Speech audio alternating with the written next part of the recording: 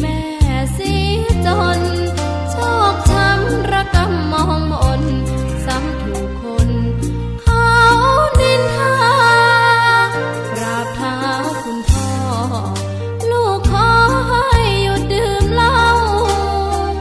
หากมัวแต่เมาคนเขาย้ำหมิ่นเรื่อยมากลับตัวเสียใหม่กลับใจมาพัฒนาก็จะมีคุณค่าเลิกดื่มสุราเลิกการพนัน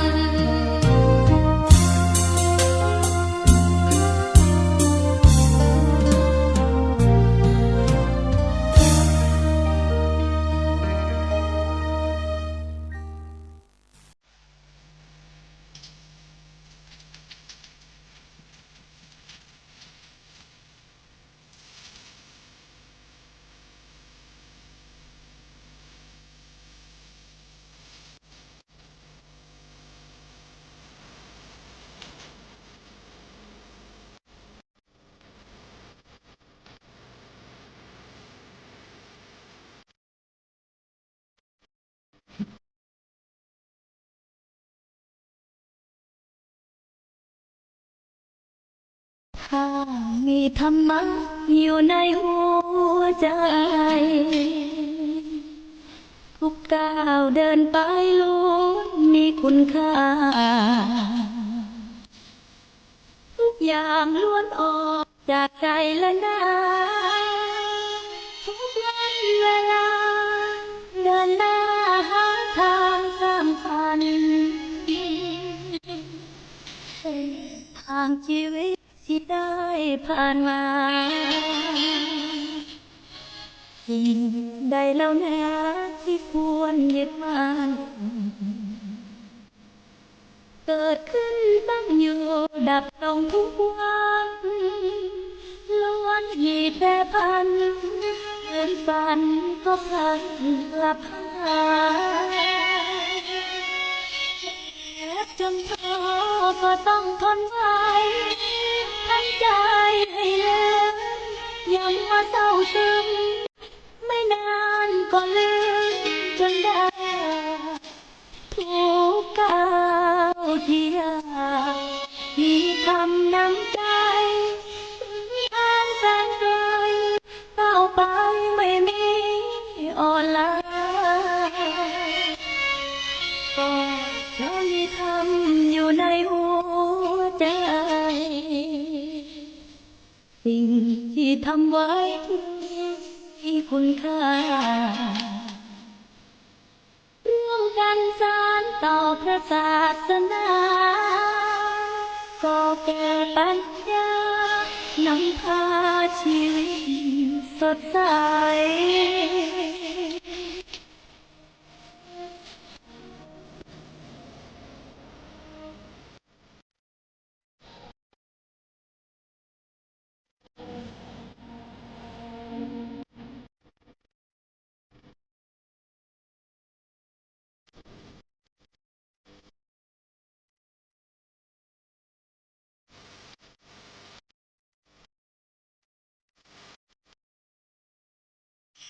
จนท้อก็ต้องทนไว้ทำใจให้เลิกอย่ามัวเศร้าซึมไม่นานก็ลืมจนได้ทุกก้าวที่ยากมีคำนำใจทางแสนไกลก้าวไปไม่มีอ่อนล้าก็เพราะมีธรรมอยู่ในหัวใจสิ่งที่ทำไว้ถึงมีคุณค่าร่วมกันสานต่อพระศาสนาก็เกิดปัญญานำพาชีวิตสดใส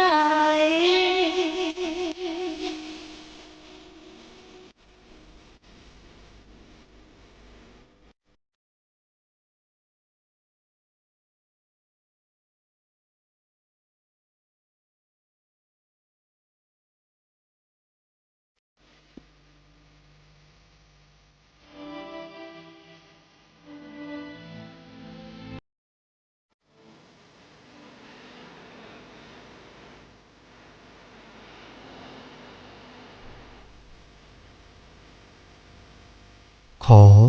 กราบถวายความนอบน้อมแด่พระรัตนตรัยถวายความเคารพพระมหาเถระพระเถรานุเถระทุกท่าน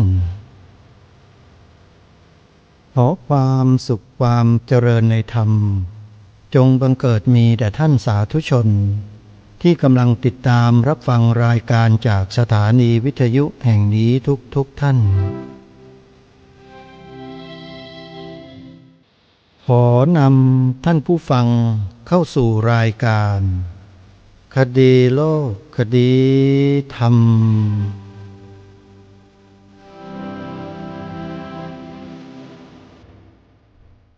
พบกันวันนี้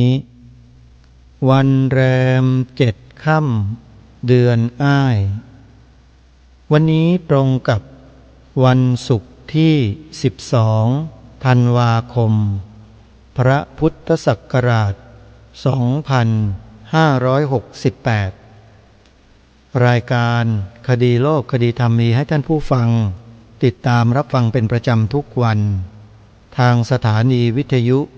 แห่งนี้ท่านสามารถดาวน์โหลดแอปพลิเคชันเพื่อติดตามรับฟังรายการนี้ได้พร้อมด้วยรายการธรรมะทางสถานีวิทยุพระพุทธศาสนาที่รวมกันอยู่ในแอปพลิเคชันเดียวกันนี้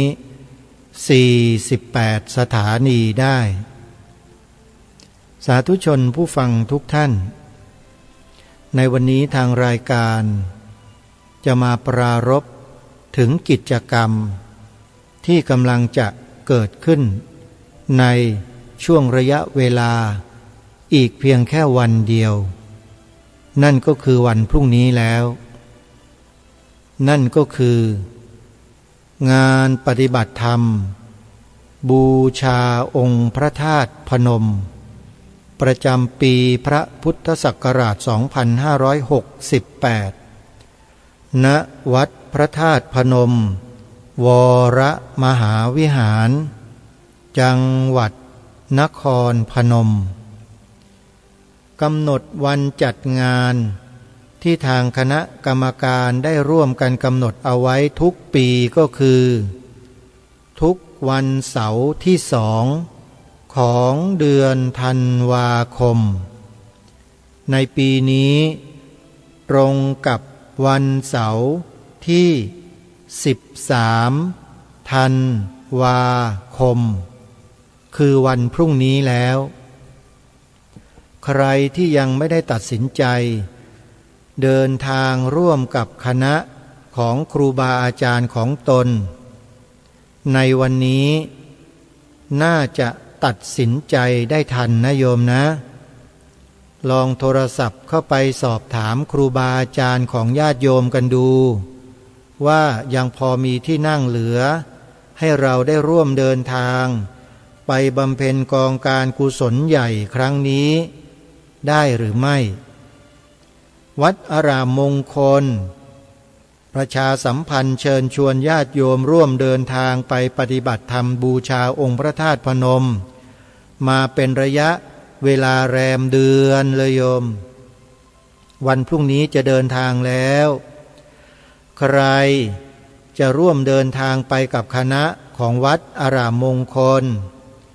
ลองโทรศัพท์เข้าไปสอบถามดูนะโยมนะเผื่อจะมีที่นั่งว่างๆ084-034-4606หรือ091-281-3500อันนี้เป็นวัดหนึ่งที่นำคณะญาติโยมเดินทางไปพระธาตุพนมอีกคณะหนึ่งอยู่ที่จังหวัดสุรินทร์วัดป่าบ้านผือตำบลรัตนบุรีอำเภอรัตนบุรีจังหวัดสุรินทร์พระครูประภัสสมาธิคุณญาติโยมที่ฟังรายการ ทางสถานีวิทยุของวัดป่าบ้านผือลองโทรศัพท์ไปสอบถามดูนะโยมนะว่ามีที่ว่างพอที่เราจะร่วมเดินทางไปได้หรือไม่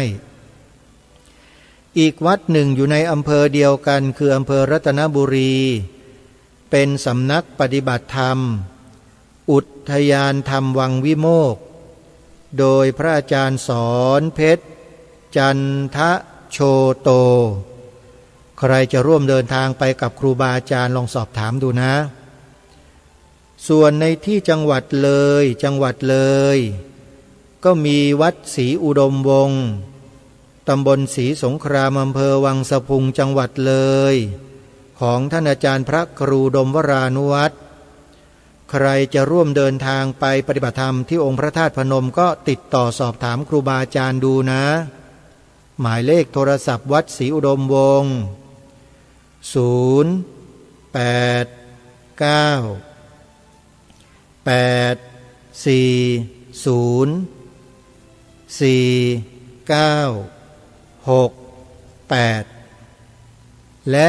ที่อื่นๆที่มีการประกาศเชิญชวนญาติโยมผ่านทางสถานีวิทยุ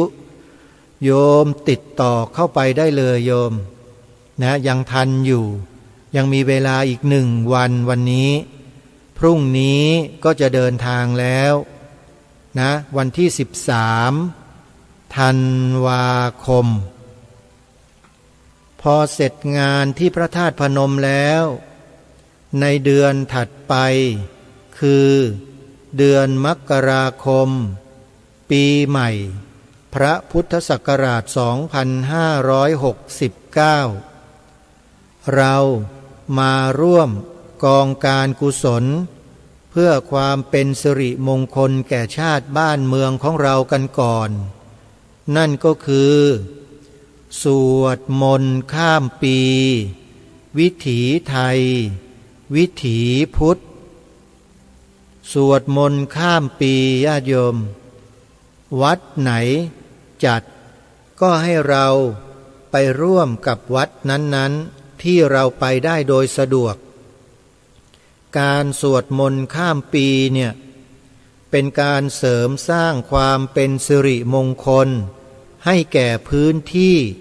นั้นๆชุมชนนั้นๆตำบลอำเภอจังหวัดนั้นๆถ้าทำกันทั่วประเทศก็จะเป็นบุญแก่ประเทศชาติบ้านเมืองทั้งแผ่นดินญาติโยมอย่าลืมนะสวดมนต์ข้ามปีกันก่อนไม่ต้องเดินทางไปไกลไปตามวัดที่อยู่ใกล้ๆบ้านของเราที่เขาจัดงานนั่นแหละเพราะเป็นมติของมหาเถรสมาคมทั่วประเทศวัดทุกวัดสำนักสงฆ์ทุกสำนักสงฆ์สถานปฏิบัติธรรมทุกแห่งควรจัดกิจกรรมดังกล่าวนี้ทุกที่สะดวกที่ไหนไปที่นั่นนะโยมนะเมื่อเสร็จงานสวดมนต์ข้ามปีแล้วเข้าสู่เดือนมกราคมเข้าสู่ปีพระพุทธศักราชใหม่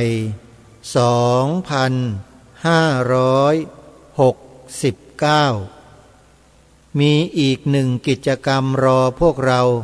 ให้ไปร่วมนั่นก็คืองานปฏิบัติธรรมสัญจรที่พระธาตุนาดูลพระธาตุนาดูลตั้งอยู่ที่อำเภอนาดูลจังหวัดมหาสารคามขอเรียนเชิญศรัทธาสาธุชนที่ติดตามรับฟังรายการผ่านทางสถานีวิทยุต่างๆฟังประกาศเชิญชวนของครูบาอาจารย์ที่ไหนให้โทรศัพท์เข้าไปร่วมจับจองที่นั่งที่สถานีวิทยุนั้นๆอย่างน้อยๆที่ทราบก็มีที่จังหวัดกาฬสินธุ์วัดอารามมงคลอยู่อำเภอยางตลาดจังหวัดกาฬสินธุ์ประกาศเชิญชวนญาติโยมร่วมงานปฏิบัติธรรมสัญจรพระธาตุนาดูลมาโดยตลอด ใครจะร่วมเดินทางไปกับครูบาอาจารย์ก็ขอเรียนเชิญเจริญพรได้ที่วัดอารามมงคลนะโยมนะอีกวัดหนึ่งที่ประกาศประชาสัมพันธ์เชิญชวนญาติโยมร่วมเดินทางไปงานปฏิบัติธรรมสัญจรพระธาตุนาดูลก็คือวัดศรีอุดมวงศ์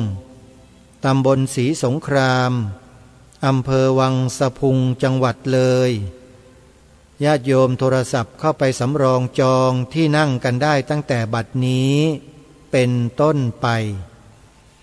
แล้วก็ยังมีเครือข่ายอีกหลายต่อหลายแห่งที่มีการประกาศเชิญชวนญาติโยมร่วมเดินทางธรรมสัญจรครั้งนี้ใกล้ที่ไหนสะดวกที่ใดไปร่วมกับครูบาอาจารย์ที่นั่นนะโยมอาตมาภาพมีหน้าที่ประชาสัมพันธ์บอกข่าวให้ทุกท่านได้รับทราบสำหรับกิจกรรมงานบุญอื่นที่จะเชิญชวนศรัทธาสาธุชนร่วมบุญก็คืองานบุญซื้อที่ดินถวายวัดป่าจริยธรรมจำนวน7 ไร่เศษบัดนี้มีญาติโยมร่วมบุญเข้ามาโดยลำดับทางวัดได้ตั้งกองทุนให้ญาติโยมได้มีส่วนร่วมเอาไว้กองทุนละ 5,000 บาทมีจำนวน80กองทุนหรือใครจะทำตามกำลังศรัทธาก็สามารถร่วมบุญได้โดยโทรศัพท์เข้าไปสอบถามรายละเอียดที่เจ้าอาวาสวัดป่าจริยธรรมโดยตรงหมายเลขโทรศัพท์ส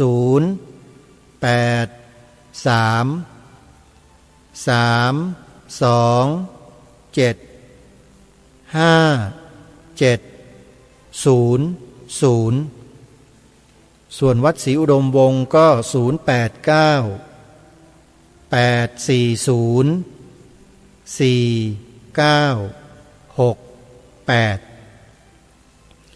งานปฏิบัติธรรม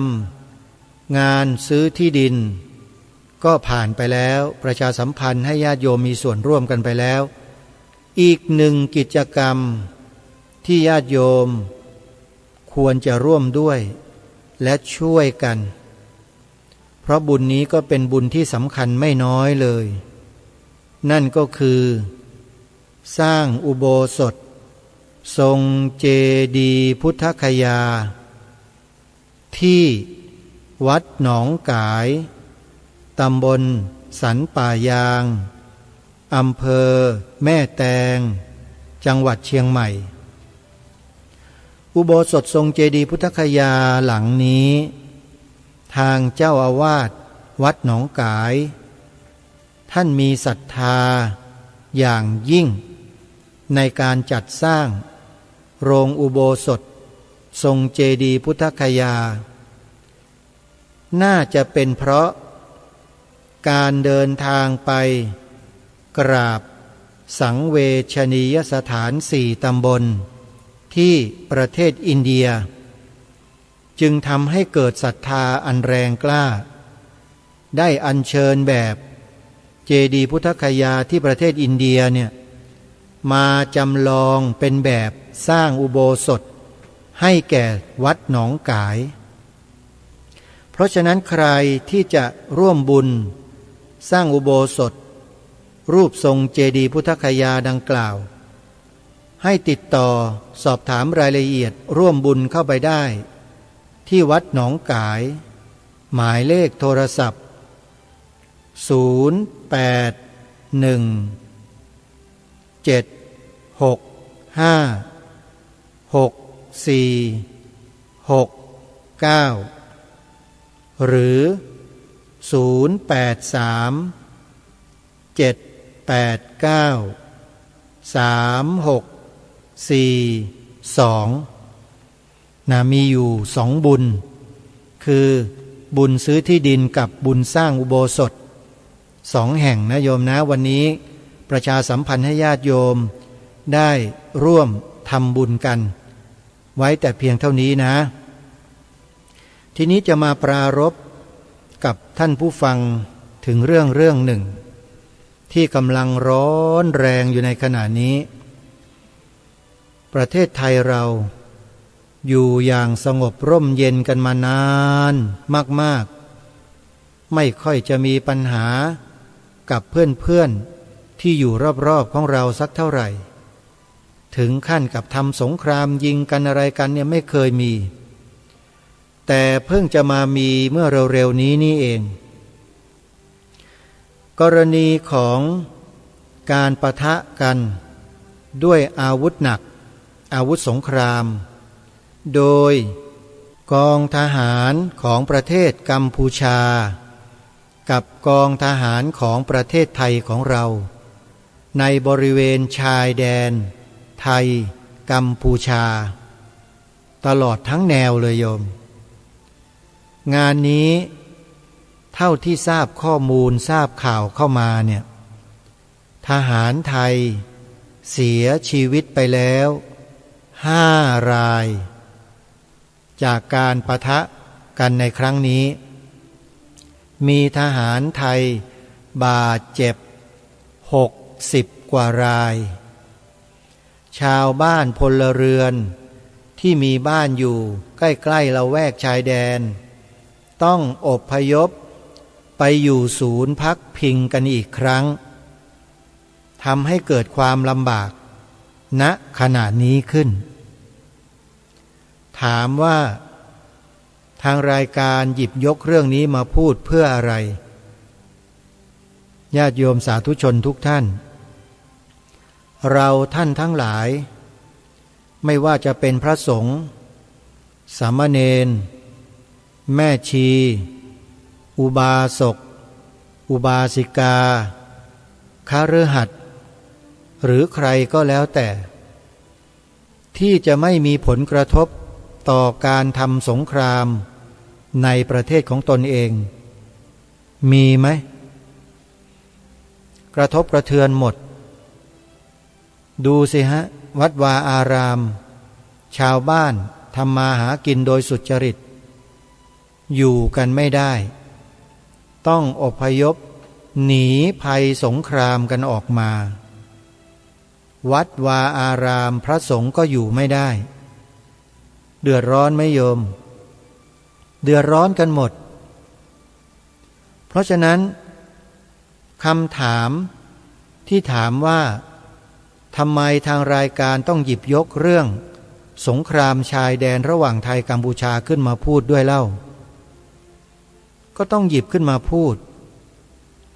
เพื่อกระตุ้นเตือนสำนึกของคนไทยเราโดยเฉพาะบางทีคนไทยเราอาจจะหลงลืมไปแล้วว่าแผ่นดินผืนนี้ของเราเนี่ยบรรพบุรุษของเราใช้ชีวิตเลือดเนื้อแลกไว้ให้แก่พวกเราลืมในข้อนี้ไปแล้วหรือยังหรือทำเป็นไม่รู้ไม่ชี้ทำเป็นพวกชนีพวกลิงอย่างนั้นหรือเปล่าถ้าอย่างนั้นก็ถือว่าใช้ไม่ได้ความสำนึกที่เกิดขึ้นในจิตใจของคนไทยเราไม่ว่าคุณจะอยู่ในสถานะใดก็แล้วแต่มันต้องมีสำนึกในบุญคุณของบรรพชนของบรรพบุรุษของเหล่าทหารหารทั้งหลายที่เสียสละพวกเราต้องสำนึกในบุญคุณของท่านเหล่านั้นในขณะที่เราอยู่ดีมีสุขไม่อยู่ร้อนไม่นอนทุกข์แต่ในขณะเดียวกันทหารที่อยู่ตามแนวชายแดนหรืออยู่ตามหน่วยทหารต่างๆก็ตามจะต้องส่งกองกำลังไปเสริมไปช่วยไปบำรุงให้ทหารแนวหน้าเกิดความสามารถมีความสามารถในการที่จะขับไล่อริราชศัตรูของเราให้ออกไปจากแผ่นดินได้พวกเราก็ต้อง มีส่วนร่วมไม่ว่าจะด้วยกรณีใดก็แล้วแต่ที่เราสามารถร่วมได้สนับสนุนแนวหน้าโดยปกติแล้วพวกเราทำกันอยู่โดยปกติก็คือส่งเสบียงอาหารการกินอุปกรณ์เครื่องใช้ที่จำเป็นส่งเข้าไปแนวหน้านี่แหละเขาเรียกว่ามีส่วนร่วมใครทำได้มากน้อยเท่าไรไม่สำคัญแต่ที่สำคัญก็คือใจเราเนี่ยมีไหมมีที่จะให้เพื่อนๆพี่ๆน้องๆลุงป้าน้าอาของเราที่กำลังเสียสละเหน็ดเหนื่อยทุกข์ยากลำบากเสี่ยงตายกันอยู่ชายแดนเนี่ยเรามีน้ำใจที่จะระลึกนึกถึงท่านเหล่านั้นกันไหมถึงแม้ว่าอาตมาจะเป็นพระอาตมาก็มีสิทธิ์ที่จะพูดเพื่อให้ประชาชนคนไทยนั้นมีสำนึกร่วมกันในข้อนี้บางทีพวกเราอาจจะหลงลืมไปเพราะอยู่กันอย่างมีความสุขไม่เดือดร้อนไม่นอนทุกข์มันก็เลยไม่รู้สึกอะไรใครรบกันก็รบไปใครทำอะไรก็ทำไปเสียสละตายบาดเจ็บเท่าไหร่ก็ทำกันไปเราไม่สนใจเพราะอยู่คนละที่ถ้าคนไทยเราคิดกันแบบนี้กันทุกคนหรือจำนวนมากเนี่ยท่านสาธุชนคิดว่าประเทศไทยเราเนี่ยมันจะเป็นยังไงมันจะอยู่กันอย่างมีความสงบสุขร่มเย็นในอนาคตกันต่อไปได้ไหมลองพิจารณาข้อนี้ดูนะลักษณะเช่นนี้ก็เรียกว่าลักษณะของคนเห็นแก่ตัวนะโยมถ้าเราในประเทศเรามีคนเห็นแก่ตัวในลักษณะเช่นนี้มากขึ้นคิดว่าบ้านเมืองเราจะสงบร่มเย็นไหมโยมมันจะมีแต่คนเห็นแก่ตัวกับเห็นแก่ตัวมันแข่งแย่งชิงดีชิงเด่นกันโดยไม่สนใจในเรื่องของความเมตตากรุณาเอื้อเฟื้อเผื่อแผ่คือมันต้องการที่จะเป็นใหญ่แย่งกันอะไรกันต่างๆอย่างนี้บ้านเมืองเราจะเป็นยังไงแต่ถ้าหากว่าคนไทยเรามีจิตใจเมตตากรุณามีน้ำจิตน้ำใจเป็นจิตอาสาคอยแต่จะช่วยเหลือเกื้อกูลสนับสนุนส่งเสริมซึ่งกันและกันเนี่ยบ้านเมืองเราจะเป็นยังไงดีหรือไม่นี่แหละทางรายการจึงต้องพูดเนี่ยพูดเพื่อกระตุ้นเตือนคนไทยเราเนี่ยที่ได้ฟังรายการอยู่ในขณะนี้ไม่ว่าจะเป็นหญิงเป็นชายไม่ว่าจะเป็นกระเทยไม่ใช่หญิงไม่ใช่ชายหรือจะเป็นอะไรก็แล้วแต่ให้มีสำนึกกันสำนึกถึงบรรพชนบรรพบุรุษโดยเฉพาะเหล่าบรรดาทหารที่ทำหน้าที่ปกป้องรักษาประเทศที่เสียสละอยู่ตามแนวชายแดนสำนึกถึงเขาบ้างไม่ใช่อยู่กันอย่างคนเห็นแก่ตัวต่างคนต่างแย่งชิงดีชิงเด่นกันเอาเป็นเอาตายกันโดยไม่ได้ดูเลยว่าบ้านเมืองกำลังพบเจอกับสิ่งใดอะไรอย่างไรไม่เคยคิดที่จะหันมาช่วยมาเหลือมาอะไรเลยอย่างเนี้ยนี่แหละบ้านเมืองเรามันจะแย่ถ้ามีคนอย่างนี้มากขึ้นเพิ่มขึ้นทางรายการจึงพยายามมากระตุ้นกระตุกมาเตือนมาบอกด้วยความปรารถนาดีไม่ได้ด่าไม่ได้ว่าแต่มาเตือนมาบอกให้สำนึกกันอย่าละทิ้งความเป็นไทยตรงนี้อันนี้แหละคือลักษณะไทยซึ่งคนไทยเดี๋ยวนี้ก็จะไม่ค่อยรู้จักแล้วว่าลักษณะของคนไทยเราเนี่ยมีอะไรบ้างมีอย่างไรบ้างใครที่มีคุณสมบัติดังต่อไปนี้นะซึ่งเดี๋ยวจะนำบทกลอนของพระเดชพระคุณ หลวงพ่อเจ้าคุณพระพิมลธรรมชอบอนุจารีมหาเถระราชบัณฑิตมาอ่านให้ทุกท่านได้ฟังกันท่านเขียนเอาไว้เกี่ยวกับเรื่องของสัญญลักษณ์คนไทยพระเดชพระคุณหลวงพ่อเจ้าคุณพระพิมลธรรมชอบอนุจารีมหาเถระราชบัณฑิตท่านเป็นราชบัณฑิตสาขาวรรณศิลป์ของประเทศไทยของเรารูปแรกที่เป็นพระสงฆ์นะโยมรูปแรกและผลงานวรรณกรรมของท่านมีเยอะมากอาตมาภาพได้เก็บต้นฉบับของหลวงพ่อไว้เป็นจำนวนมากทำไมถึงเก็บเอาไว้ได้ล่ะก็เป็นลูกศิษย์รุ่นสุดท้ายของท่านมีโอกาสได้อุปัฏวัฏถากดูแลท่านในช่วงท้ายของชีวิตของท่านอยู่หลายปีเหมือนกันตั้งแต่จำได้ก็คือตั้งแต่ปีพระพุทธศักราช 2523 อาตมาภาพก็ได้มีโอกาสอุปถากรับใช้พระเดชพระคุณท่านเจ้าคุณพระพิมลธรรมชอบอนุจารีมหาเถระราชบัณฑิตแล้วโยมสมัยนั้นมีโอกาสมาเป็นลูกศิษย์วัดก็เลยได้อุปัฏวัฏถากท่านถือย่ามเดินตามท่านไปไปเทศไปแสดงธรรมไปทำกิจที่ไหนก็ถือย่ามตามท่านไปสมัยนั้นอายุตอนนั้นรู้สึกว่า12 ขวบอาตมา12 ขวบได้อุปัฏวัฏถากดูแลรับใช้ท่านแล้วโยมแล้วก็ได้ดูแลมาจนกระทั่งปีพระพุทธศักราช 2531 ปีพระพุทธศักราช 2531 นั่นแหละดูมาจนกระทั่งถึงปีนั้นแล้วก็ไม่ได้อุปัฏวัฏถากหลวงพ่ออีกเลยเพราะต้องไปทำภารกิจตนเองที่ได้รับมอบหมายโดยการจับใบแดงญาติโยม2 ปีญาติโยมคงทราบนะว่าจับใบแดงนี่คืออะไร2 ปีคืออะไรคงไม่ต้องบอกให้ชัดเจนนะนั่นแหละ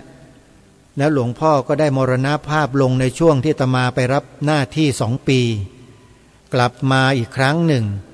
ก็ได้มีโอกาสมาร่วมบำเพ็ญกุศลพระราชทานเพลิงศพสรีระสังขารของท่านที่เมนหน้าพระพลาอิสริยาภรณ์วัดเทพศิรินทราวาสในปีนั้น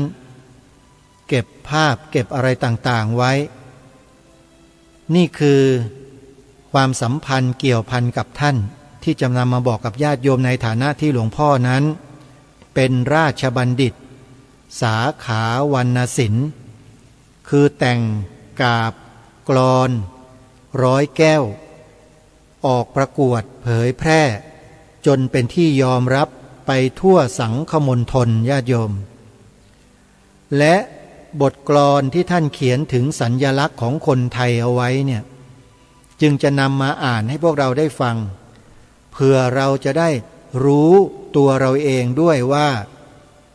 เรามีสัญญลักษณ์ของความเป็นคนไทยอยู่กี่ประการลองมาฟังกันดูนะมีสิ่งใดให้รู้ได้ว่าไทยแท้คนไทยแน่เราจะรู้ดูตรงไหนมีสิ่งใดชี้ให้เห็นว่าเป็นไทยไหน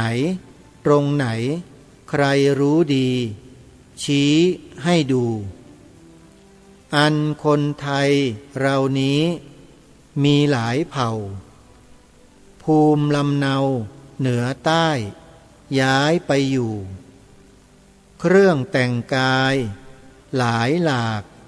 หากจะดูจนไม่รู้ว่าใครเป็นไทยจริง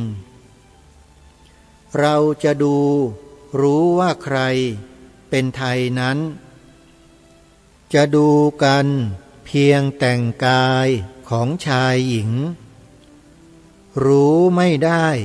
ว่าคนไหนเป็นไทยจริง ด้วยใช่สิ่งส่องให้เห็นว่าเป็นไทยอันเครื่องหมายให้รู้ได้ว่าไทยแท้ไม่ผันแปรบอกตรงสิ้นสงสัยมีสี่อย่างทางแสดงให้แจ้งใจ1. ภาษาปราศัยใช้สำเนียง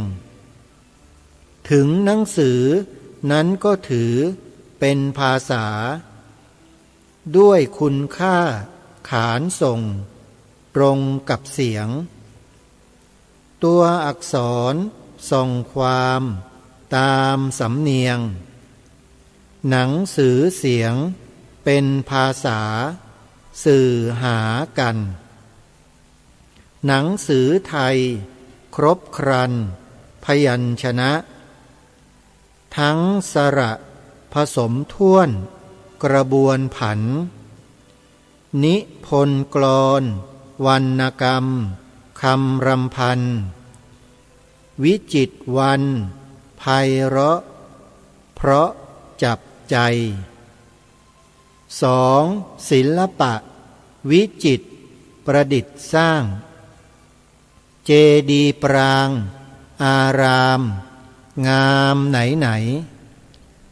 โบสถ์วิหารการประเรียนแลวิไลรูปทรงไทยอ่อนช้อยดูกลอยตายังสิ่งของเครื่องใช้มีลายศิลป์ผจงจินตนาพิษคิดเลขาช่างประดิษฐ์จิตรกรรมทำราคางามเตือนตาชวนมองให้ต้องใจเช่นเครื่องเงินเครื่องทองของที่รักแกะสลักปั้นหล่อผ้าทอไหมศิลปะเรื่องรือฝีมือไทยอยู่ที่ไหนใครเห็นเป็นต้องตา 3. จิตใจคนไทยนั้นใจดีความอารีมีแก่ใจไปทั่วหน้าด้วยน้ำใจไมตรีมีเมตตาอัธยาใสเอื้อคิดเกื้อหนุนกรุณาการุณท่านนั้นดีเหลือจิตเอื้อเฟื้อปราณีไม่มีศูนย์ไม่เลือกชาติชั้นวงพงประยูนน้ำใจปูนปานน้ำฝนรักคนจันทร์เห็นอดอยากไม่พักขอพอใจช่วยหากเขาป่วยก็ปราณีขมีขมันช่วยร้องขอพ่อคุณเอาบุญกันถึงข้ามวันก็ยินดีมีแก่ใจปฏิคมสมควรไปทั่วหน้าด้วยวาจากิริยาอัจฉาใสเขาร้องขอให้ช่วยด้วยการใดควรช่วยได้ก็พลันช่วยอำนวยการแม้เครื่องนอนหมอนมุ้งกันยุงเกาะมีเฉพาะพลีให้ใช้ใจสงสารทนอดข้าวเชิญให้เขารับประทานเขาสำราญตนลำเค็นไม่เป็นไรอน้ำจิตคิดเอื้อเฟื้อมนุษย์ดีที่สุดอย่างนี้หาที่ไหนแต่หาง่าย ในหมู่ชนเผ่าคนไทยด้วยนิสัยคนไทยน้ำใจดี 4. จารีตประเพณีนั้นดีแท้ในคราวแก่เจ็บตายกายเป็นผีอีกตรุษศาสตร์เทศกาลงานพิธีประเพณีแต่งงานการวิวาการไหว้ครูไหว้พระประเพณีธรรมเนียมมีแรกฝึกแรกศึกษาเรียนดนตรีร้องรำมีตำราเรียนวิชาใดๆต้องไหว้ครูประเพณีนี่นี้สีของชาติที่สามารถให้ชาติคงดำรงอยู่เป็นคนไทยไม่เหมือนใครถ้าได้ดูบอกให้รู้ว่าไทยแท้มาแต่ไรไทยทำรงทรงสัญลักษณ์นี้เป็นของดีดังกลอนสุนทรไขโดยหวังเตือนพวกเราเผ่าคนไทยจงสนใจเกียรติไทยไว้จงดีอย่าสนใจสิ่งดาดดื่นเขาอื่นนักเพราะล้างลักษณะไทยให้เสียสีแล้วต่อไปจำกรรมสดไทยหมดดีไม่พอที่อย่าไปทำให้จำตายช่วยพิทักษ์รักษาเป็นทายาทสมบัติชาติสืบไว้อย่าให้หายให้ชาติคงทำรงอยู่อย่ารู้วายเพื่อสืบสายศาสนาอยู่ถาวรในโลกนี้ไม่มีหรอกจะบอกให้ดีอย่างไทยไม่มีดอกใช่หลอกหลอนทั่วพิภพจบสิ้นแผ่นดินดอนอรชรอย่างไทยไม่มีเลยอนุโมทนาสาธุกับทุกท่านทุกคนที่ทนฟังบทกลอนจนจบอนุโมทนาจริงๆโยมท่านผู้ฟังทุกท่านคงเห็นชัดกันแล้วนะว่าสัญลักษณ์คนไทยเราเนี่ยมีอยู่4ประการ4ประการมีอะไรบ้าง 1. ภาษาตัวหนังสือก็ถือเป็นภาษาเหมือนกันเรามีภาษาของเราที่เราใช้เป็นของเราเองแต่ในอีกหลายร้อยประเทศไม่มีภาษาเป็นของตนเองนะโยมนี่แหละคือความภาคภูมิใจของความเป็นคนไทยข้อที่1ข้อที่2ศิลปะศิลปะไม่ว่าจะเป็นเรื่องของศิลปะงานปั้นจิตรกรรมหรืออะไรก็แล้วแต่ที่เป็นศิลปะแบบไทยๆของเราเนี่ยไม่มีที่ไหนในโลกที่จะอ่อนช้อยงดงามสวยงามเหมือนอย่างประเทศไทยของเราอีกแล้วนี่คือข้อที่2งานศิลปะต่างๆข้อที่3สัญลักษณ์ของคนไทยข้อนี้สำคัญนั่นก็คือจิตใจของคนไทยนั้นเป็นจิตใจที่ดีมีความโอบอ้อมอารีมีน้ำใจช่วยเหลือเอื้อเฟื้อผู้อื่นโดยไม่หวังสิ่งตอบแทนญาติโยมนี่แหละคือคนไทย สัญลักษณ์ของความเป็นไทยนะโยมนะ ทีนี้ข้อที่ 4หลวงพ่อท่านเขียนไว้บอกว่า4จารีตประเพณีนั้นดีแท้จารีตวัฒนธรรมประเพณีทั้งหลายทั้งปวงงานเกิดงานแก่งานเจ็บงานตายงานแต่งงานอะไรก็แล้วแต่ที่เป็นวัฒนธรรมประเพณีของเราทั้งหมดเนี่ยเป็นเอกลักษณ์หนึ่งเดียวที่ไม่มีใครเหมือนเพราะฉะนั้นสัญลักษณ์คนไทย4ประการดังกล่าวนี้เนี่ยเราคนไทยจะต้องทำการศึกษาและพัฒนาให้มีความรู้ความเข้าใจกันให้กว้างขวางมากยิ่งขึ้นเพราะไม่เช่นนั้นแล้วถ้าเราปล่อยลูกหลานเยาวชนอนาคตของชาติเราไปกับสิ่งต่างๆดาดดื่นอันเป็นหมื่นเป็นแสนเนี่ยเขาเหล่านั้นแหละจะล้างลักษณะไทยของเราเองโดยไม่รู้ตัวเพราะฉะนั้นพ่อแม่ปู่ย่าตายายพี่ป้าน้าอาผู้ปกครองของเด็กเยาวชนทั้งหลายนี่แหละจึงเป็นบุคคลสำคัญมากจะต้องปลูกฝังสัญลักษณ์คนไทย4ประการนี้ให้แก่ลูกหลานเรา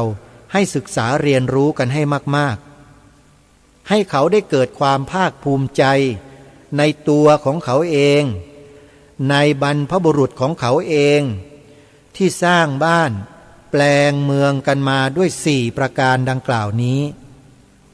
จนประเทศเรานั้นเป็นเอกราชนครมาจนถึงวันนี้ได้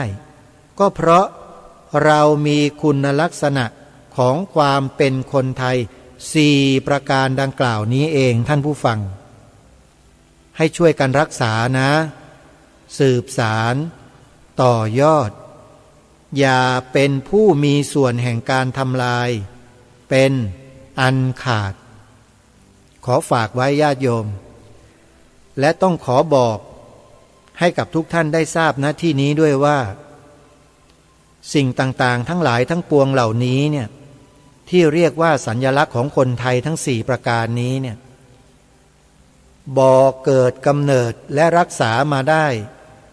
ให้มาถึงวันนี้และอนาคตต่อไปข้างหน้านั่นก็คือหลักธรรมคำสอน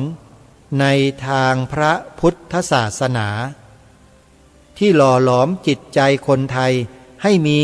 สัญลักษณ์4ประการดังกล่าวนี้ขึ้นมา